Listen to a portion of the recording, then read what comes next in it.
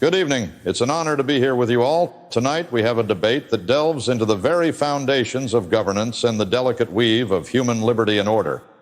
I am here tasked with moderating an exchange of monumental ideas between two towering figures of history. On one side, we have President Thomas Jefferson, a principal author of the Declaration of Independence and the third President of the United States. A man who lived by the creed that governments are instituted among men, deriving their just powers from the consent of the governed. He will be advocating for democracy. And on the other, we have Emperor Napoleon Bonaparte, a military genius and the Emperor of the French, who navigated the chaotic tides of revolution and fashioned an empire under his rule. He will be arguing on behalf of autocracy. Gentlemen, if you are prepared, we will commence. Question 1. What is the importance of individual rights and freedoms in your form of government, and how does it ensure the rights and representation of minorities? President Jefferson, would you care to begin? A system where the sanctity of individual rights and freedoms form the core of a just society. In a democracy, these rights are foundational. They aren't handed out by a ruler's grace, but are fundamental entitlements born from the people's collective will. Picture our democracy as a garden, where liberty's tree is nourished by every individual's participation. Here, even the minority, the smallest branches, are crucial to the tree's well-being. This contrasts sharply with autocracy, where conformity might be strictly imposed, stifling diversity and thought. To guarantee the rights and representation of minorities, democracy must continually aspire to craft regulations and institutions that guard against oppression by any majority.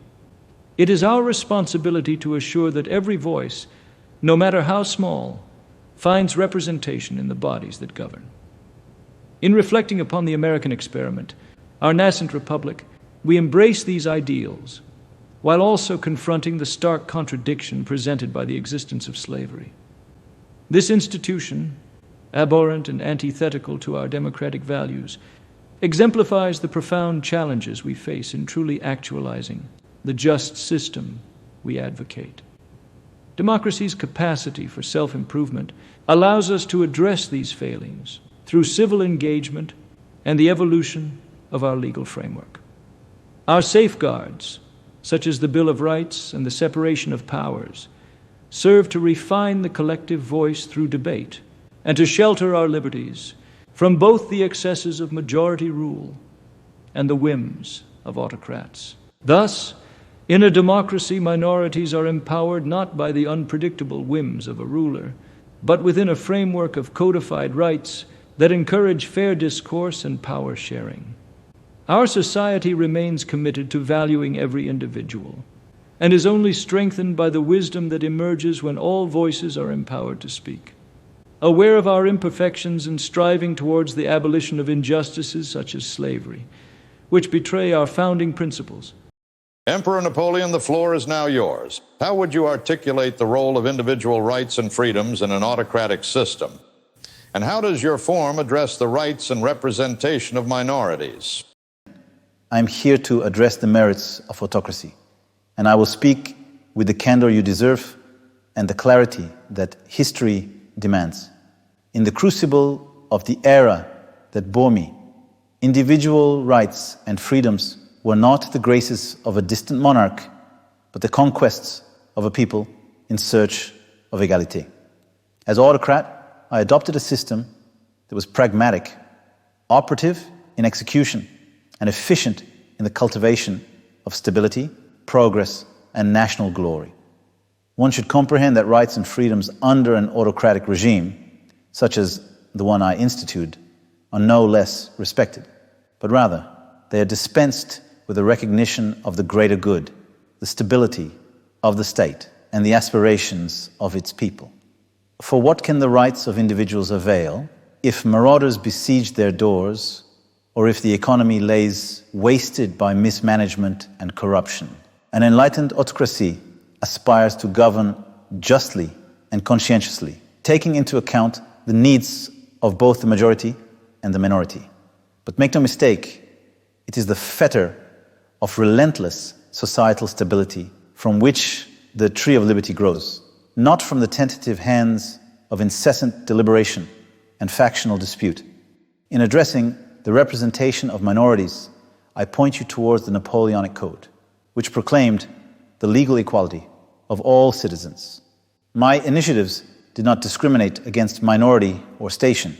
They were reforms that, as far as practicable, advanced meritocracy, where privilege by birth gave way to an order determined by talent and contribution, an autocracy under a leader who is attuned to the just demands of their people, can secure and guarantee the rights of minorities more effectively than the often sluggish and embattled democratic processes.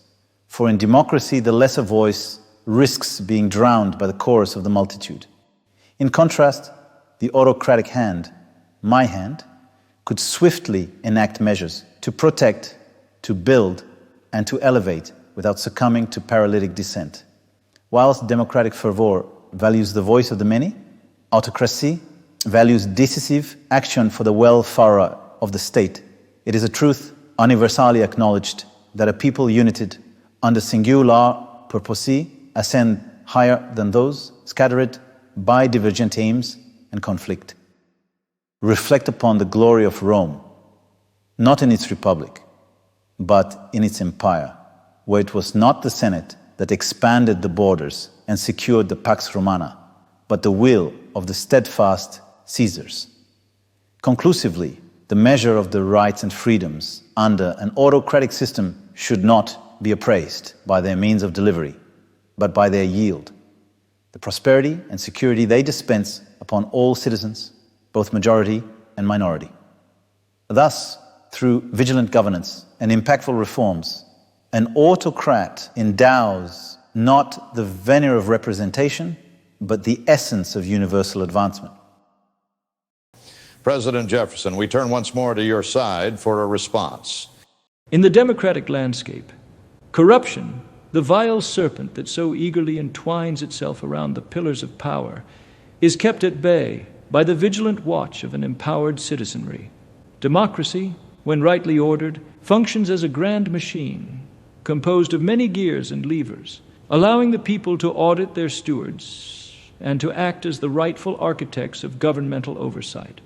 The Commonwealth is safeguarded by institutional transparency and the regularity of elections, whereby individuals in authority are petitioners before the bar of public opinion, and their continuance in office hinges upon the people's satisfaction with their moral stewardship. This elective principle engenders a natural accountability, as leaders are made acutely aware that their political survival is subject to the approbation of those whom they serve.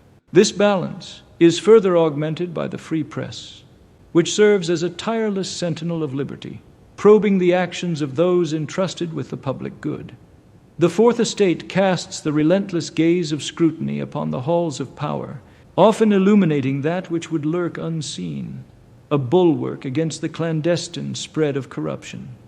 Moreover, the separation of powers entrenched within a democratic system, whence the executive, legislative, and judicial branches are rent asunder, provides a mutual checking, each on the other.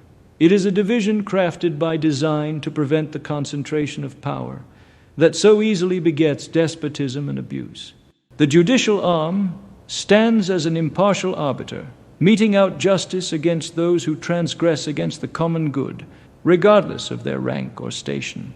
The rule of law reigns supreme, and each citizen, from the humblest farmer to the highest official, is subordinate to its mandate. Yet let us not don a veil of complacency, for democracy is an enterprise ever susceptible to the failings of human nature. It requires constant nurturing, refinement, and civic education to ensure that the mechanisms which fortify integrity do not succumb to rust and decay. Thank you, President Jefferson. It's now Emperor Napoleon's turn to address the same question. Would you please elaborate on how an autocratic government confronts the issues of corruption and ensures leader accountability? The question you pose strikes at the very heart of governance, for the specter of corruption and a lack of accountability can bring even the mightiest empire to its knees. I shall convey my perspective, grounded in experience and forged in the fire of revolutionary fervor. In an autocratic regime, the reins of power are held with an iron grip, and it is through this concentration that corruption can be extirpated with an efficacy seldom seen in the scattergun approach of democracies. As the ultimate authority within the state, the autocrat possesses the unique capacity to implement swift and unyielding justice against corrupt elements, purging them from the body politic with a decisive stroke. Efficiency and order are the domains of the autocrat. Under my rule, I centralized administrative functions, created specialized bodies like the Banque de France to stabilize the economy, and constructed a disciplined bureaucracy that responded singularly to my command. Meticulous records and audits were the lifeblood of my administration, ensuring that every franc was accounted for, every official watched. The potential for leader accountability in an autocratic government is paradoxically both its greatest strength and its perilous weakness. Upon my shoulders rested the weight of France's glory and its woes, and by this personal investment of power, the autocrat is intrinsically motivated to steer clear of corruption, lest they besmirch their own legacy and undermine the edifice of their authority. Moreover, an autocrat is beholden to history, which is an unbiased judge. The security and achievements of the nation are compelling incentives to guard against graft, as they ultimately determine the autocrat's place upon the annals of time.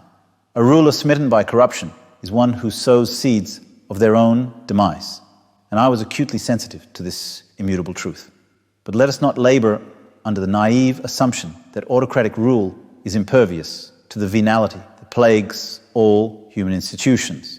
The key, however, is the establishment of systems and codes that are robust against malfeasance, coupled with an indomitable will to enforce them without favor or prejudice. I, Napoleon, was that will incarnate. I stood as the sentinel of France's honor and prosperity, and in me vested the hope and aspiration of the nation. This concentration of power did not foster corruption. It was the very mechanism by which it was hewed from our midst. Accountability of leaders is an understood covenant between the autocrat and the nation they guide. The autocrat thrives upon merit, upon the results of their governance manifest in the peace, growth, and vitality of the state. And in the swift currents of time, no autocrat can escape the judgment of their deeds, rendered not only by their contemporaries, but by history's inexorable gaze.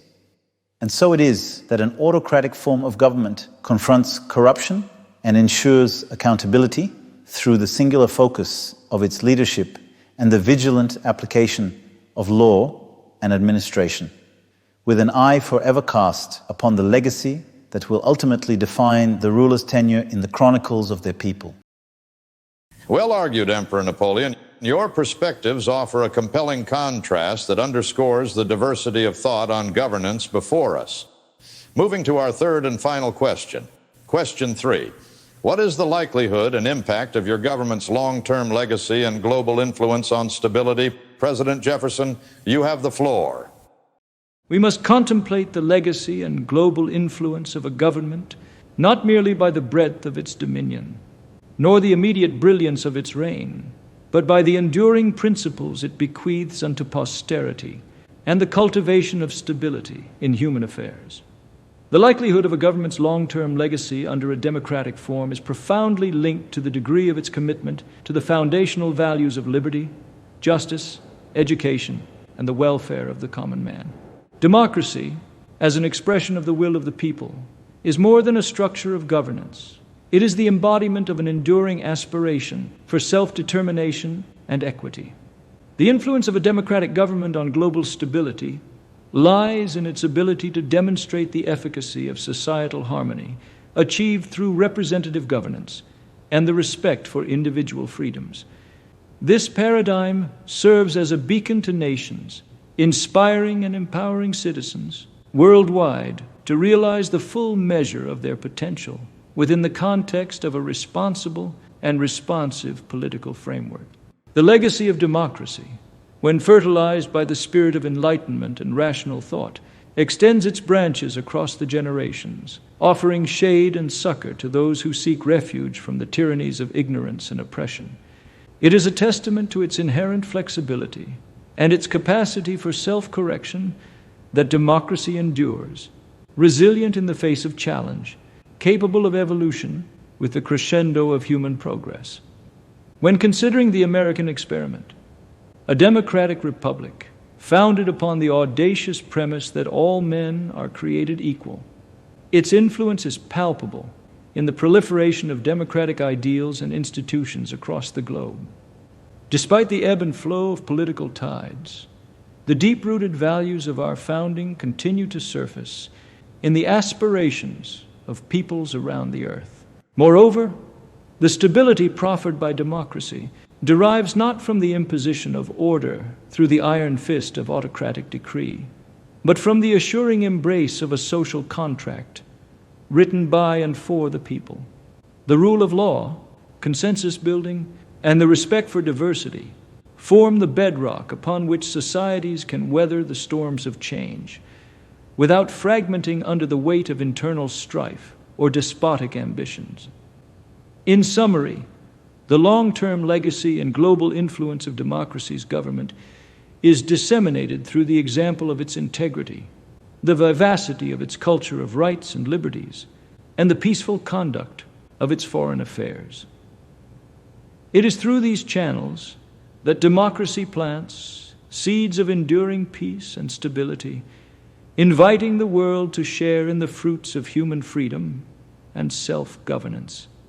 It is a legacy not guaranteed, but certainly one rich with promise, demanding our collective diligence to nurture and defend it for all humankind. Thank you, President Jefferson, for that thought-provoking response. Emperor Napoleon, we now look to you to address this third question: the long-term legacy and global influence of autocracy on stability. Emperor Napoleon, the stage is yours. Let me be clear. The impact of a government upon the world stage cannot be measured by the fleeting judgments of an epoch. It must be seen in the everlasting echoes it leaves behind. The long-term legacy of an autocracy, particularly one like mine, which was born of revolution and was guided by enlightened thought and ambition, lies in its capacity to achieve exceptional feats within the span of a generation. Autocracy, centered upon the vision and determination of a singular leader, can yield rapid progress, shape the destiny of nations, and forge an indelible imprint upon the annals of history. The global impact of such a regime is profound in its ability to demonstrate that stability and progress are not solely the fruits of democratic deliberation, but can also be reaped through the efficiency and resolution that autocracy provides. Through the lens of autocracy, the world has witnessed the comprehensive transformation of societies, the swift mobilization for grand endeavors, and the imposing will to extend influence beyond borders. Consider the legacy of my own reign, the Napoleonic Code, a comprehensive system of laws that still reverberates in legal systems across nations, monumental civil achievements that endure in grand edifices and infrastructures, and the work of reformation that molded institutions and minds during the turbulent years of the early 19th century. These are testaments to the towering potential of autocracy to leave a lasting and stable influence upon both nation and globe. It is imperative, however, to acknowledge that the stability offered by autocracy hinges upon the competence and foresight of the leader. A capable autocrat ensures that the state remains a beacon of strength, less susceptible to the caprices of divided governance and partisan strife that can, at times, paralyze democratic societies. Yet the converse is true. An autocrat infused with hubris or short-sightedness can indeed lead a state to ruin. Stability under an autocratic regime is also a reflection of the cohesion it fosters within a nation. uniting a people under shared nationalism and pride. The cultivation of a strong centralized state where the sovereignty is maintained against foreign interference and domestic disorder will always stand as an exemplar to other nations, influencing them toward a coherence of purpose and identity. Gentlemen, your insights have lent great depth to today's discourse. As we draw this debate to a close, I ask each of you for your final remarks. President Jefferson, would you please offer your closing statement? We have journeyed through the philosophical and practical landscapes that distinguish our respective forms of governance. Democracy, with its emphasis on individual liberty and collective will, and autocracy, with its stress on unity and decisive leadership. Both terrains bear their own fruits and their own thorns. In contemplating the legacy of democracy, I am keenly aware of its imperfections.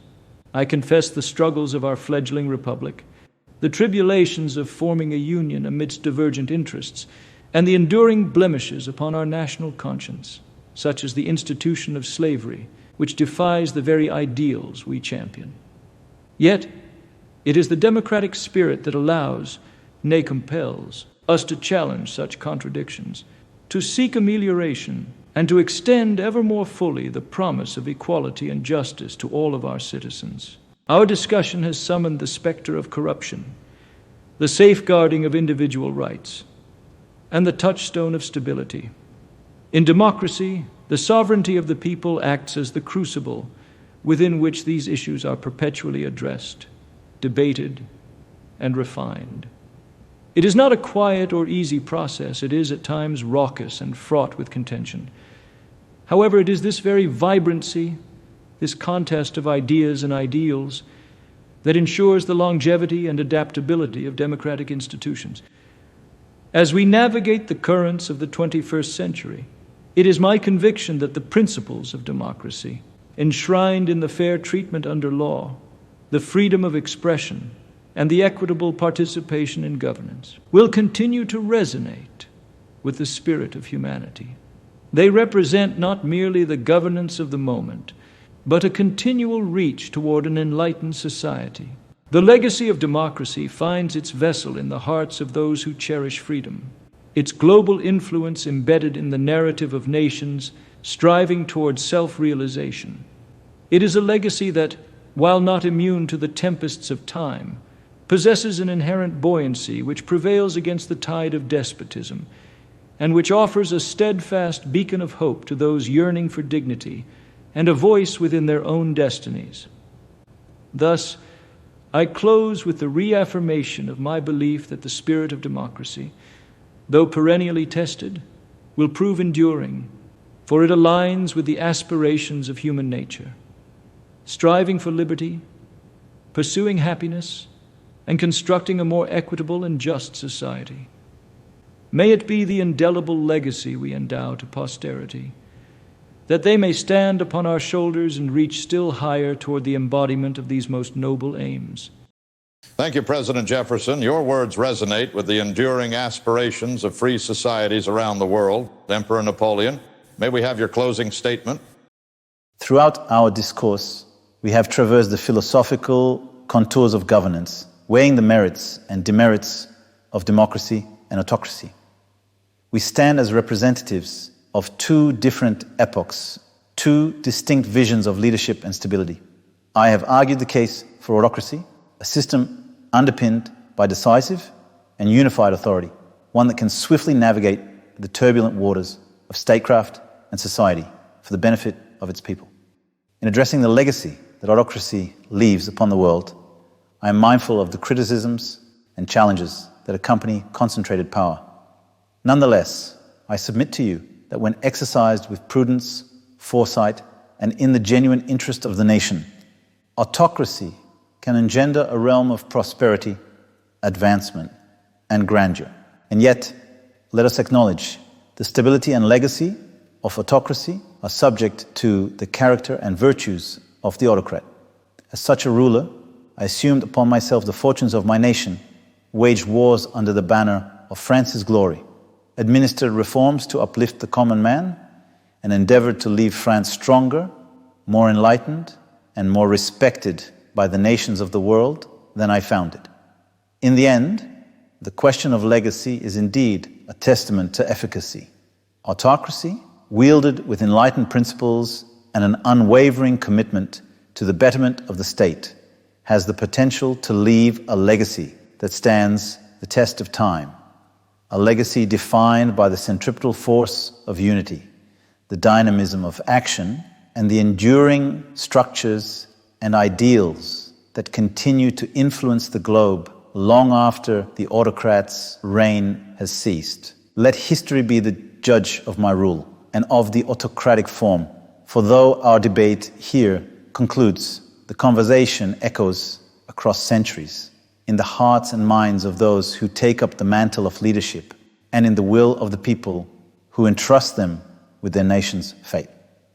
I thank you for your attention and for the honor of this debate, confident in the notion that whatever the form of government, it is the pursuit of progress, stability, and the welfare of the people that must always prevail.